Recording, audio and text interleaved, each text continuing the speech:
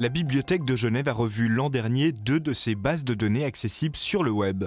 Pour mettre en valeur cette évolution, une exposition fait le lien entre des documents et les données qui y sont associées. On a pris le parti de faire un chemin, un fil temporel qui part du plus ancien document et qui va jusqu'à un document qui est entré l'année passée dans les collections. Donc on a en fait plus de 2000 ans d'histoire à travers les documents, en s'arrêtant un peu sur chaque période, quels sont les documents importants.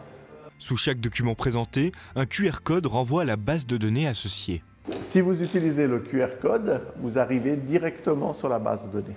Et là, vous avez le descriptif qui est donné en ligne, comme si vous l'aviez trouvé vous-même. Car ces bases de données permettent à tout à chacun d'accéder à des centaines de milliers de documents. La Bibliothèque de Genève, et ça c'est évidemment ce que l'exposition montre, a des documents de valeur internationale, donc qui sont consultés par des gens qui viennent des fois de très loin pour les voir, et donc le numérique c'est évidemment essentiel pour transmettre ces documents. Il y a des documents qui sont importants historiquement, il y a aussi des documents qui sont originaux par la façon dont ils sont écrits, dans la façon de faire.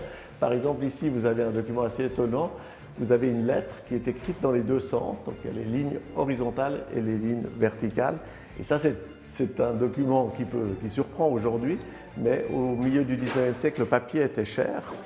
Et on trouvait ce moyen pour économiser en fait le papier, c'est d'écrire aussi verticalement. Et effectivement, ça fonctionne. Vous pouvez lire la lettre dans les deux sens et vous avez en fait sur 2 pages, en fait, vous en avez 4. Malgré l'ampleur des documents accessibles dans ces bases de données, le travail de numérisation continue. Découvrez l'exposition Données de base, base de données jusqu'au 27 mars au couloir des Coups d'œil ainsi que sur le site internet de la Bibliothèque de Genève.